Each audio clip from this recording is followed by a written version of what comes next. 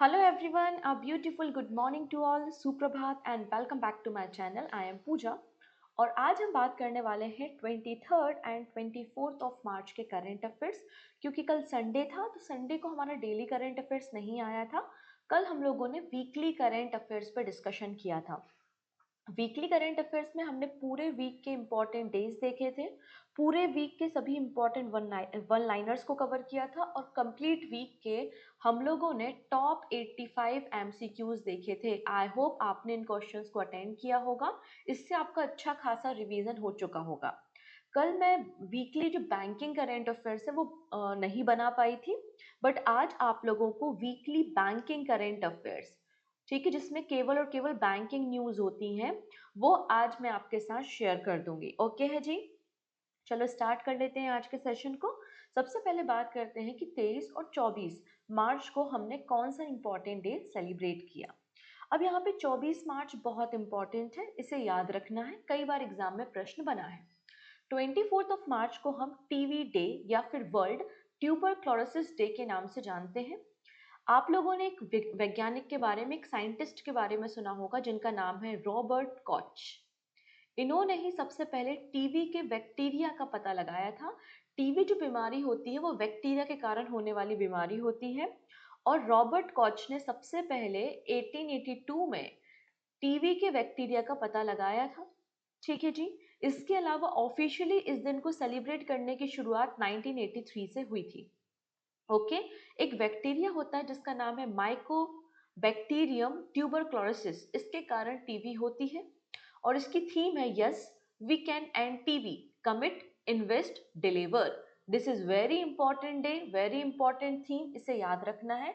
आप अगर पिछले सालों के पेपर उठा के देखेंगे तो आपको देखने को मिलेगा हर एक सेट में एक से दो क्वेश्चन इंपॉर्टेंट डे से होते हैं और उसमें आपको एक क्वेश्चन देखने को मिल जाएगा टीबी डे से संबंधित।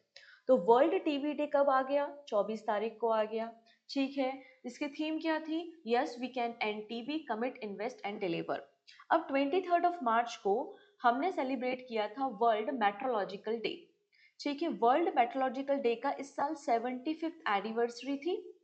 ठीक है, पहली बार 1961 में इसको सेलिब्रेट किया गया था और 1950 में 1950 में WMO वर्ल्ड मेट्रोलॉजिकल ऑर्गेनाइजेशन का फॉर्मेशन किया गया था।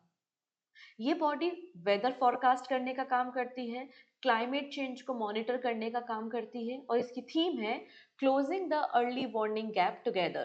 Closing the early warning gap together, ये आपको वर्ल्ड मेट्रोलॉजिकल डे की थीम देखने को मिल जाएगी। इसके अलावा 23 मार्च को हम सभी को पता है शहीद दिवस भी मनाया जाता है। ठीक है, ये बात आपको सभी को पता है, इसलिए उसको मेंशन मैंने यहाँ पर नहीं किया। क्लियर? चलो अब बात करेंगे कुछ इंपॉर्टेंट पर्सन के बारे में। इंपॉर्टेंट पर्सन के बाद आज हमें बात करनी है कुछ रिपोर्ट्स पे। ठीक है, और फिर हम देश दुनिया की बाकी खबरों को डिस्कस करेंगे। वीडियो के एंड में एक क्वेश्चन ऑफ द डे भी होगा जिसका आंसर आप लोग मुझे कमेंट सेक्शन में बता सकते हैं। और डेली करंट अफेयर्स की PDF free of cost Telegram पे अवेलेबल होगी, टेलीग्राम की लिंक डिस्क्रिप्शन में अवेलेबल है। चलो स्टार्ट करेंगे। Amitabh Kant appointed as NIIT University chancellor. NIIT, National Institute of Information Technology, NIIT University, जो कि राजस्थान में है और इसका फॉर्मेशन 2009 में हुआ था और एक प्राइवेट यूनिवर्सिटी है जो कि 100% प्लेसमेंट प्रोवाइड करती है as per the data. We don't know reality but as per the data ये यूनिवर्सिटी 100% प्लेसमेंट अवार्ड करती है, प्रोवाइड करती है और इसका फॉर्मेशन 2009 में राजस्थान में किया गया था। ठीक है, national Institute of Information technology, इसके चांसलर और चेयरमैन अपॉइंट हुए हैं अमिताभ कांत। इनका टेन्योर 10 मार्च से शुरू हुआ है और इन्होंने श्री के कस्तूरी रंगन को रिप्लेस करने का काम किया हुआ है। अच्छा, अमिताभ कांत जी का नाम आपने पहले भी कई सारी बार सुना है क्योंकि हमारे देश में जब हमने G20 मीटिंग को होस्ट किया था तो G20 के शेरपा भी थे। नीति आयोग के CEO रह चुके हैं 2016 से लेकर 2022 के बीच में। इन्होंने हमारे देश में, अमिताभ कांत जी ने हमारे देश में कई सारे इनिशिएटिव को लॉन्च किया, जैसे कि आज हम बात करते हैं Startup India, Make in India, Atal Innovation Mission, Aspirational District Programme, Ease of Doing Business. ये सारे प्रोग्राम्स को इनिशिएट करने का काम अमिताभ कांत जी ने किया है। अगले पर्सन है जिनका नाम है Anuj Kumar Singh, appointed as a joint secretary in UPSC. अब देखिए यूपीएससी में एक सेंट्रल स्टाफिंग स्कीम होती है, अलग अलग डिपार्टमेंट, चाहे वो आईएएस हैं, आईआरएस हैं, आपका रेलवे मिनिस्ट्री के डिपार्टमेंट है, अलग अलग जो इंपॉर्टेंट डिपार्टमेंट्स होते हैं उन डिपार्टमेंट्स के जो सीनियर पर्सनस होते हैं उनको प्रमोट करके यूपीएससी का जॉइंट सेक्रेटरी बनाया जाता है। तो सेंट्रल स्टाफिंग स्कीम के अंदर अनुज कुमार सिंह को, जो कि Indian railway service of electrical engineers में काम करते थे, इन्हें जॉइंट सेक्रेटरी बनाया गया है UPSC union public service commission में for the period of 5 years या फिर फर्दर ऑर्डर तक। अगर हम यूपीएससी के बारे में बात करें तो हमारे कॉन्स्टिट्यूशन के आर्टिकल नंबर 315 से 323 तक, 315 से लेकर 323 तक हमको यूपीएससी की इंफॉर्मेशन मिल जाएगी। ठीक है, जो एक परमानेंट रिस्पॉन्सिबल बॉडी है जो हमारे देश में एग्जाम्स को कंडक्ट कराती है। ठीक है, चलिए अब यहाँ पे दो इम्पोर्टेंट पर्सन के बारे में बात करेंगे। ये आपने इनको पहले भी सुना होगा, इनकी पिक्चर पहले भी देखी होगी। अनाहत सिंह इनका नाम है, ये है अनाहत सिंह, और इनका नाम है बीर चौतरानी। इन दोनों लोगों ने recently SRFI Indian tour men's and women single का टाइटल अपने नाम किया है। ठीक है, जो कि एक स्कॉश टूर्नामेंट है, स्कॉश प्लेयर आपको देखने को मिलेंगे। तो इंडियन स्कॉश प्लेयर है अनाहत सिंह और वीर चौतरानी, इन्होंने मेंस एंड वीमेन्स कैटेगरी में SRFI Indian tour PSA challenger event को जीता है। ये टूर्नामेंट चेन्नई में तमिलनाडु में हुआ था। इसमें $15,000 प्रोवाइड किए जाते हैं मेंस कैटेगरी में भी और वीमेन्स कैटेगरी में भी। Squash racket squash racket federation of India SRFI, ये एक स्कॉश बॉडी है जो अलग अलग टूर्नामेंट को हमारे देश में ऑर्गेनाइज करती है। चेन्नई में हेडक्वार्टर है और अनिल वाधवा इसके प्रेसिडेंट आपको मिल जाएंगे। लास्ट पर्सन जो न्यूज में है उनका नाम है जॉर्ज फॉरमैन। ही पास्ड अवे। ये अमेरिका के एक जाने माने बॉक्सर थे, लीजेंडरी बॉक्सर, जिन्होंने ओलंपिक भी जीता है। इन्होंने ओलंपिक गोल्ड मेडल जीता है 1968 के मैक्सिको ओलंपिक्स में, और इनका निधन हो गया है। इन्हें बिग जॉर्ज के नाम से भी जाना जाता था और ये अमेरिका के बॉक्सिंग लीजेंड आपको देखने को मिल जाएंगे। क्लियर है इतनी चीजें? चलिए, ये कुछ इंपॉर्टेंट पर्सन थे। अब हम कुछ और इम्पॉर्टेंट बातों को डिस्कस करेंगे, लेकिन उसके पहले मैं बताना चाहती हूँ कि फरवरी मंथ की मंथली मैगजीन अगर अभी तक आपने डाउनलोड नहीं की है तो मंथली मैगजीन अवेलेबल है पूजा जैन क्लासेस एप्लीकेशन पे। आप इस मैगजीन को डाउनलोड कर सकते हैं, प्रिंटेबल फॉर्मेट में है। साथ ही साथ रिवीजन पर्पस के लिए 300 MCQ और पूरे मंथ के 1 लाइनर भी अवेलेबल है। मोर अपडेट के लिए आप एप्लीकेशन को विजिट कर लेना, वहां पर आपको मैगजीन सेक्शन में मैगजीन्स मिल जाएंगी। यहाँ तक का मैटर क्लियर हो रहा है तो जल्दी से एक बार लिंक को शेयर कर दो अपने फ्रेंड्स के साथ। वो सभी फ्रेंड्स जो किसी भी वनडे एग्जाम या इनमें से होने वाले किसी भी एग्जाम की प्रिपरेशन कर रहे हैं, सबके लिए हमारे डेली करंट अफेयर्स यूजफुल है। साथ ही साथ अगर चैनल पे पहली बार आ रहे हैं तो सब्सक्राइब कर लेंगे, जिससे अपकमिंग क्लासेस के नोटिफिकेशन मिल सकेंगे। अगर आप लोग भी अपकमिंग एग्जामिनेशन के लिए, CUET एग्जाम के लिए और अदर एग्जाम्स के लिए कंप्लीट हिस्ट्री पढ़ना चाहते हैं तो एंशियंट, मीडिवल और modern history complete history course available है वीडियो के साथ, PDF के साथ और पिछले 5 साल के PYQs के साथ। आप इस कोर्स में इनरोलमेंट कर सकते हैं बाय द भूमिका मैम। ये अवेलेबल है पूजा जैन क्लासेस एप्लीकेशन पे। चलिए नेक्स्ट बात करेंगे। Punjab assembly first in India to broadcast proceeding in sign language. अब यहाँ पे ऐसा कोई भी विधानसभा या स्टेट असेंबली नहीं है जो कि साइन लैंग्वेज में, मतलब जो भी वो कार्यवाही कर रहे हैं, जो भी वहाँ पे डिस्कशन हो रहे हैं, वो साइन लैंग्वेज में रिप्रेजेंट करे। लेकिन पंजाब असेंबली पहली असेंबली बन गई है जो कि साइन लैंग्वेज में ब्रॉडकास्ट कर रही है।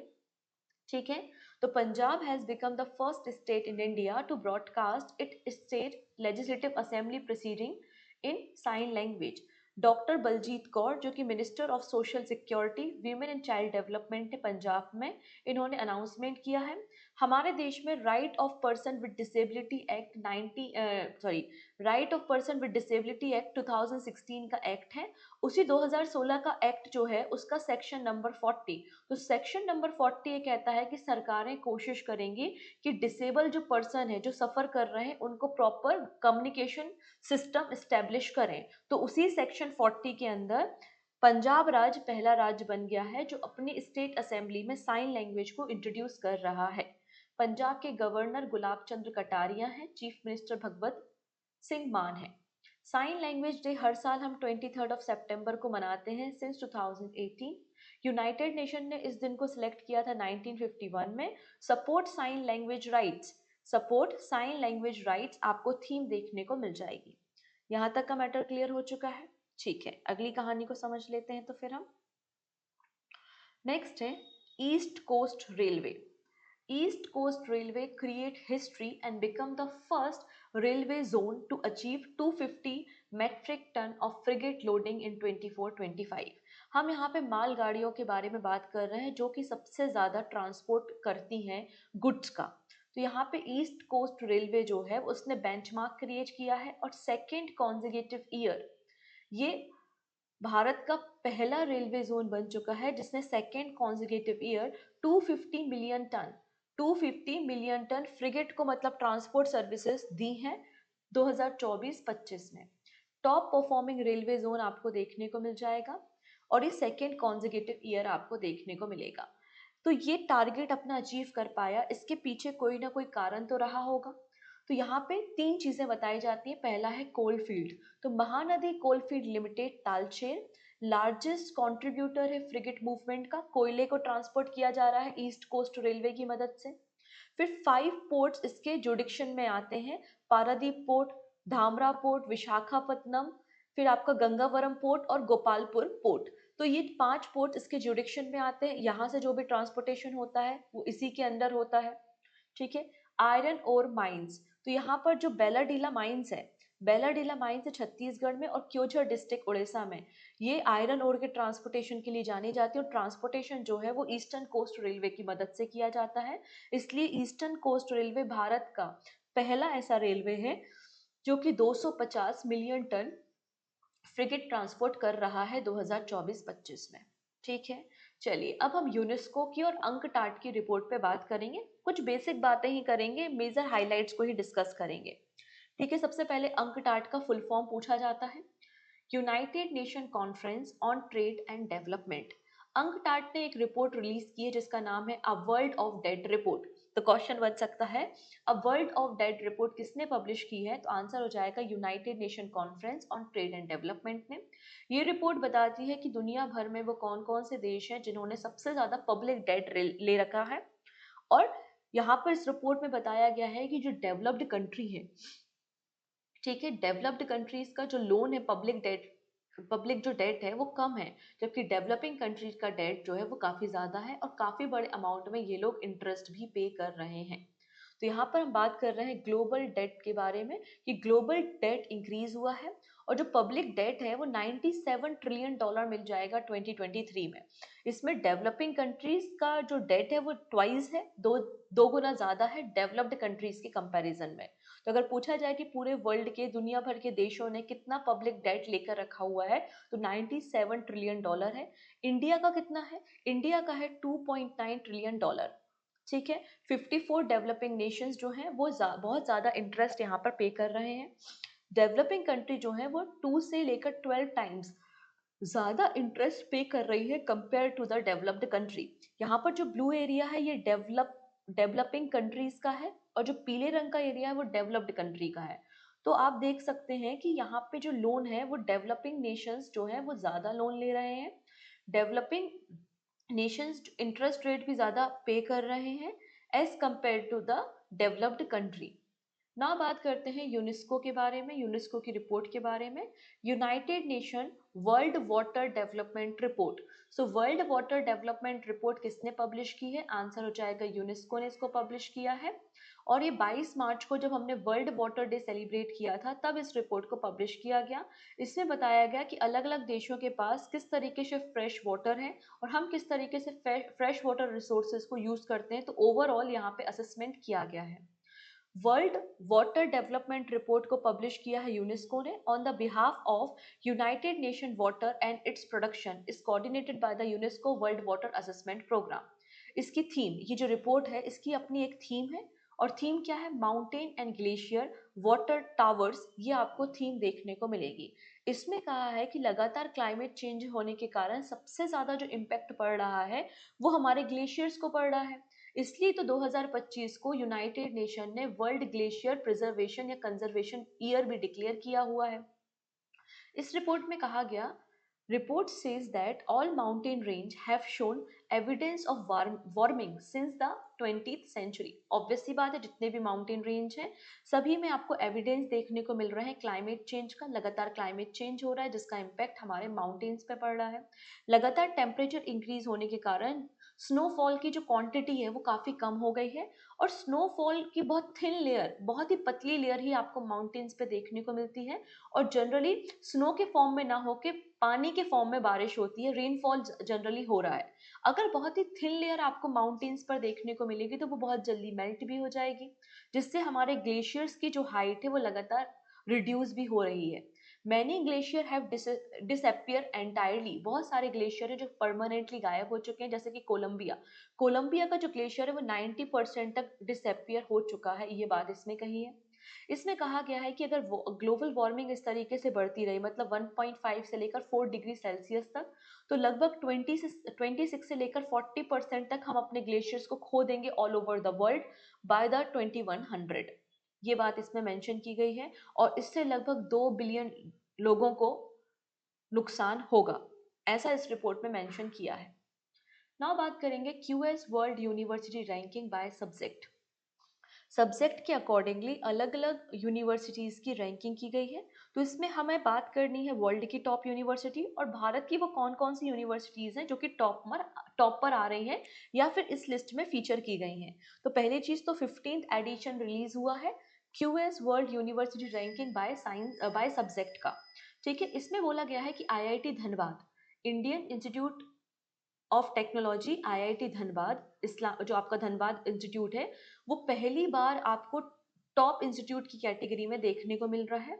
Highest global ranking for the first time, securing the 20th position world wide in the engineering mineral and mining subject. क्योंकि ये जो रैंकिंग है वो सब्जेक्ट के अकॉर्डिंग है कि माइनिंग में कौन है, इंजीनियरिंग में कौन है, आर्ट एंड कल्चर में कौन सी यूनिवर्सिटी टॉप पर है, लॉ में कौन सी यूनिवर्सिटी टॉप पर है। तो सब्जेक्ट के अकॉर्डिंगली रैंकिंग की गई है, और पहली बार आईआईटी धनबाद जो है वो टॉप, मतलब आपको 20th पोजीशन पे ग्लोबली देखने को मिल रहा है, वो भी engineering mineral and mining category में। ठीक है, इसमें टोटल 55 इंडिविजुअल सब्जेक्ट और 5 ब्रॉड कैटेगरीज में रैंकिंग को पब्लिश किया है। 5 कैटेगरी कौन कौन सी है, तो आर्ट एंड ह्यूमैनिटी है, engineering technology, life science, natural science और सोशल साइंस आपको देखने को मिलेगा। तो इन पांचों कैटेगरी में भारत कहाँ पर है, और इन पांचों कैटेगरी में वर्ल्ड में कौन सी यूनिवर्सिटी टॉप पर है, उनको हम देख लेते हैं। अब यहाँ पे एक और डेटा पब्लिश किया गया है कि इन पांचों कैटेगरी में भारत की कितनी कितनी यूनिवर्सिटीज़ को फीचर किया गया। जैसे कि आर्ट कैटेगरी में 10 यूनिवर्सिटी है भारत की, इंजीनियरिंग में भारत की 24 यूनिवर्सिटीज़ हैं, लाइफ साइंस में इंडिया की 6 यूनिवर्सिटीज़ हैं, नेचर साइंस में इंडिया की 19 यूनिवर्सिटी फीचर है, और सोशल साइंस मैनेजमेंट में इंडिया की 20 यूनिवर्सिटी को फीचर किया गया है। तो टोटल इतनी नंबर ऑफ यूनिवर्सिटीज़ हैं जो इंडिया की तरफ से फीचर हुई हैं। ठीक है, इसमें कहा गया है कि 2025 की रैंकिंग में 79 इंडियन इंस्टीट्यूट्स हैं जिनको फीचर किया गया है आउट ऑफ 533 एंट्रीज। तो 533 एंट्रीज में से इंडिया की 79 एंट्रीज है जो पिछले साल की तुलना में 25.7% ज़्यादा हैं। ठीक है, केवल 9 इंडियन यूनिवर्सिटीज़ हैं जो कि टॉप 50 में आपको देखने को मिल जाएंगी। सबसे पहले बात करते हैं हम यहाँ पर इंजीनियरिंग एंड टेक्नोलॉजी में। फर्स्ट नंबर पे एमआईटी, फिर ऑक्सफोर्ड यूनिवर्सिटी और फिर स्टैनफोर्ड यूनिवर्सिटी है। अगर मैं आपको बताऊं तो यूएसए का डोमिनेंस आपको हर एक कैटेगरी में देखने को मिलेगा। आर्ट एंड ह्यूमैनिटी में हार्वर्ड यूनिवर्सिटी टॉप पर है, फिर ऑक्सफोर्ड और फिर कैम्ब्रिज यूनिवर्सिटी आपको मिल जाएगी। नेचर साइंस में आपको हार्वर्ड यूनिवर्सिटी, फिर एमआईटी और फिर ऑक्सफोर्ड है।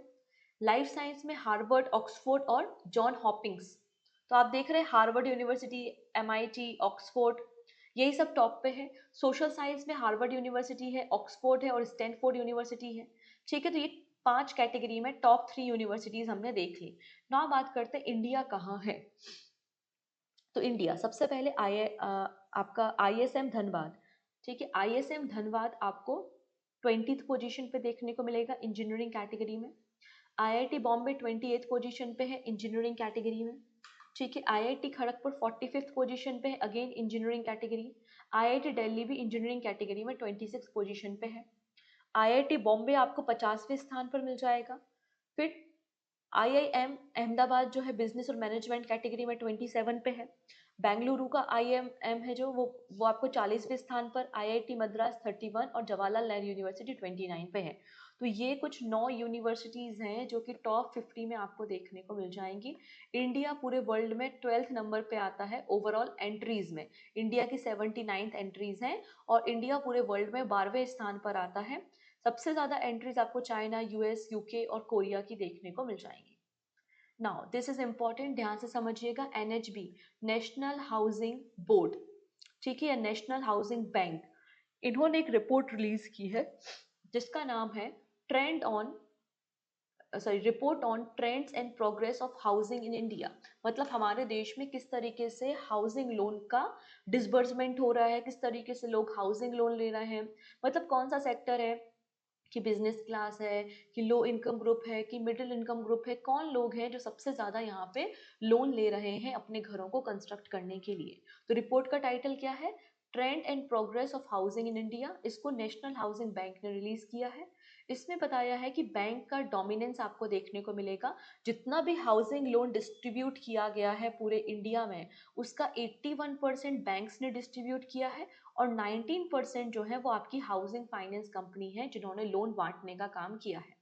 सितंबर 2024 तक का डेटा है। इसमें कहा गया है कि जो कोई इंडिविजुअल है जिसने अपने घर को तैयार करने के लिए लोन लिया है, तो अभी तक ये 33.53 लाख करोड़ रुपीस का लोन सितंबर 2024 तक बांटा गया है, जो कि 14% ज़्यादा है प्रीवियस ईयर के कंपैरिजन में।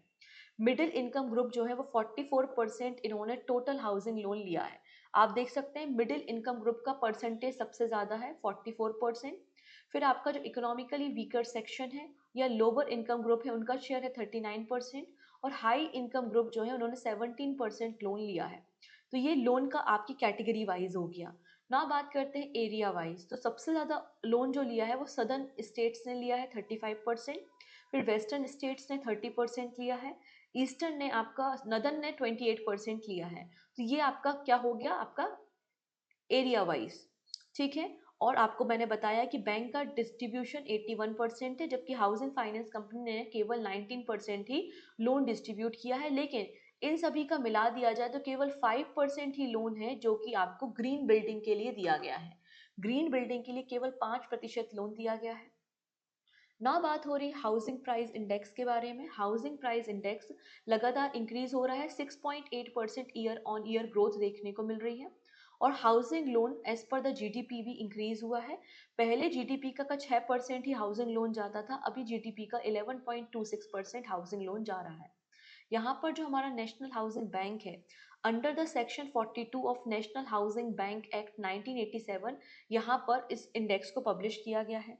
नेशनल हाउसिंग बोर्ड का फॉर्मेशन 1988 में हुआ था under the national housing bank act 1987, जो कि रेगुलेट करता है, प्रमोट करता है और डेवलपमेंट करता है हाउसिंग फाइनेंस मार्केट को। 100% गवर्नमेंट ऑफ इंडिया इसको ओन करती है। संजय शुक्ला आपको MD देखने को मिल जाएंगे। क्लियर है? चलिए अब यहाँ पे बात करते हैं। Indian Army set to acquire 250 BrahMos missile. अभी फाइनल अप्रूवल नहीं आया है, केवल अभी डिस्कशन चल रहा है कि इंडियन आर्मी और इंडियन एयरफोर्स 250 ब्रह्मोस मिसाइल को एक्वायर करेंगे और इसकी अप्रॉक्सीमेटली जो डील होगी वो $2.4 बिलियन की डील होगी। यहाँ पर अभी पूरा जो प्रपोजल गया है उसे रिव्यू करने का काम डिफेंस एक्विजिशन काउंसिल कर रहा है। फाइनल अप्रूवल के बाद इस डील को साइन किया जाएगा और इस कमिटी को, इस काउंसिल को लीड कर रहे हैं राजनाथ सिंह। ब्रह्मोस मिसाइल एक जॉइंट वेंचर है बिटवीन इंडिया एंड रशिया और इसकी रेंज लगभग आपको 300 किलोमीटर तक देखने को मिलती है और इसकी स्पीड 2.8 मैक है, मतलब 3 टाइम्स ज़्यादा है स्पीड ऑफ साउंड के। और ब्रह्मोस मिसाइल का नाम इंडिया और रशिया की नदियों के नाम पे रखा है, ब्रह्मपुत्र नदी और मॉस्कावा नदी। क्लियर है? चलिए नेक्स्ट बात करते हैं। ये PIB का डेटा है, ठीक है। अभी लोकसभा की सिटिंग में जितेंद्र सिंह जी ने इसका अनाउंसमेंट किया है। अभी इसका पावर प्रोजेक्शन कितना होगा, कॉस्टिंग कितनी होगी, वो सारी चीज़ें अभी डिस्कशन नहीं हुई हैं। केवल यहाँ पे बताया गया है कि नॉर्थ इंडिया का पहला पावर प्रोजेक्ट हम तैयार करेंगे हरियाणा में। तो union minister doctor Jitendra Singh ने अनाउंस किया है कि नॉर्थ इंडिया का पहला न्यूक्लियर पावर प्रोजेक्ट इस्टेब्लिश किया जाएगा गोरखपुर हरियाणा में, लेकिन इसकी कॉस्टिंग क्या होगी, प्रोडक्शन कैपेसिटी होगी कितनी होगी, वो सब अभी नहीं बताया गया है, क्योंकि हमारा टारगेट है कि 2070 तक हमें नेट कार्बन एमिशन को जीरो करना है। तो आपको याद केवल इतना रखना है कि नॉर्थ इंडिया का पहला न्यूक्लियर पावर प्लांट कहाँ पर प्रोजेक्ट किया गया है, आंसर हो जाएगा हरियाणा में। अब नेक्स्ट बात करते हैं आईपीएल के बारे में। अब आईपीएल स्टार्ट हो चुका है। आई होप आप लोग ने पहला मैच तो देख ही लिया होगा, जो कि मुंबई इंडियन और सीएसके के बीच में हुआ था। अब हम यहाँ पे बात कर रहे हैं, कल का मैच तो हो गया। अब यहाँ पे आईपीएल जो चल रहा है उसके लिए कुछ नए रूल्स बनाए गए हैं बाय द बीसीसीआई। हम उन्हीं रूल्स के बारे में बात करेंगे। पहला रूल है लिफ्टिंग ऑफ सलाइवा बैन। अब कोविड-19 के समय क्या किया गया था, आपने देखा होगा जो बॉलर्स होते हैं, वो बॉलर सलाइवा अपनी जो लार है वो बॉल पे लगाते हैं, जिससे बॉल जो है वो थोड़ी सी शाइन भी करती है, राइट। तो हमने बैन लगा दिया था बिकॉज ऑफ कोविड-19, लेकिन अब इस बैन को लिफ्ट कर दिया गया है। तो one of the most significant rule changes for IPL 2025 is the revocation of the saliva ban, which was initially implemented during the COVID-19 pandemic as a health and safety concern. Clear, तो पहला चीज ये हुआ है। Second है introduction of second wall in night matches. अब जैसे कि फॉगी सीजन है, ओस गिर रही है, ड्यू का फैक्टर है, तो उस समय क्या होता है, बॉल को चेंज करने की रिक्वायरमेंट होती, नहीं तो अनफेयर एडवांटेज मिलता है सेकेंड इनिंग में। ठीक है, तो to counter the dew effect which has often given an unfair advantage to a team batting second, इसलिए बीसीसीआई ने कहा है कि 11 मतलब सेकेंड इनिंग्स के 11 ओवर होने के बाद हम यहाँ पे क्या करेंगे, बॉल चेंज कर सकते हैं। तो यहाँ पर सेकेंड बॉल की प्रोविजंस की गई है। नेक्स्ट है continuation of the impact player rule till 2027। अब यहाँ पे ये जो इम्पैक्ट प्लेयर रूल है, इसको आईपीएल में 2023 में इंट्रोड्यूस किया था और इसको बढ़ा दिया गया है 2027 तक। अब ये इम्पैक्ट प्लेयर रूल में क्या होता है, मैच स्टार्ट होने से पहले ही हर एक टीम अपने 4 प्लेयर्स के नाम बताती है, जिनको कंसिडर किया जाता है एज अ सब्स्टिट्यूट प्लेयर, मतलब मैच के बीच में इन प्लेयर्स को हम चेंज कर सकते हैं। Each team can nominate 4 substitute player before the match, और इनको मैच के दौरान चेंज किया जा सकता है। The substitution is allow only once per team per match and the replaced player can not participated further in the match. Next है DRS. तो यहाँ पे जो डीआरएस का मतलब है डिसीजन रिव्यू सिस्टम। तो डीआरएस को आईपीएल में इंट्रोड्यूस किया गया था, ठीक है, और इसको वापस से मतलब एक्सपांशन किया है 2025 के आईपीएल में। ठीक है, फिर है restriction on family member in the dressing room. केवल यहाँ पे प्लेयर्स रहेंगे, कोई भी सपोर्टिंग स्टाफ, फैमिली फ्रेंड्स वगैरह ड्रेसिंग रूम में नहीं रहेंगे, कंप्लीटली रिस्ट्रिक्शन रखा गया है। मैंडेटरी टीम बस ट्रेवल। यहाँ पे जब भी प्रैक्टिस सेशन होते हैं या मैच का डे होता है तो उस दिन पूरी टीम को बस से आना है। यहाँ पर इंडिविजुअल ट्रैवलिंग अलाउ नहीं की गई है, ये बात मेंशन की गई है। फिर जर्सी नंबर चेंज के बारे में बात की गई है। अगर कोई भी आईपीएल टीम अपनी जर्सी में कोई चेंजेस करती है तो 24 आवर्स पहले आपको इन्फॉर्म करना है। ये अंडर द बीसीसीआई रेगुलेशन आपको बताया जा रहा है। क्लियर है, तो ये सारी चीज़ें यहाँ पर चेंजेस हुई हैं आईपीएल के रूल में। नाउ लास्ट में बात कर लेते हैं कुछ एमसीक्यू के बारे में। बाकी सारी बातें हम नेक्स्ट वीडियो में नेक्स्ट करंट अफेयर्स में डिस्कस करेंगे। Which country is hosting the central Asian youth delegation. तो कौन सी कंट्री है जो सेंट्रल एशियन यूथ डेलीगेशन को होस्ट करेगी, तो इट इज इंडिया। इंडिया का जो ministry of youth affairs and sports है, इसे ऑर्गेनाइज करेगा 22 से लेकर 28 मार्च के बीच में। नेक्स्ट है ऑस्ट्रियन हाइड्रोलॉजिस्ट, जिनका नाम है गुंटर ब्लॉसक। इन्हें रिसेंटली स्टॉकहोम वाटर प्राइज दिया गया है। पूछा जा रहा है इन्हें किस फील्ड में काम करने के लिए ये अवार्ड दिया जा रहा है, तो ground breaking contribution to the flood risk management and water resource engineering. Option number B बिल्कुल करेक्ट है। Where will the 11th Asian swimming championship be held. तो 11th addition Asian swimming championship का कहाँ पर होगा, आंसर हो जाएगा अहमदाबाद में खेला जाएगा, गुजरात में, 11th edition. And this is your question of the day. किसे महाराष्ट्र भूषण अवार्ड 2024 के लिए सिलेक्ट किया गया है? जो भी सही नाम है आप कमेंट सेक्शन में मुझे बता सकते हैं। बाकी सारी बातें हम नेक्स्ट वीडियो में डिस्कस करेंगे। आई होप आपने एंजॉय किया होगा session. Take care, thank you and bye bye.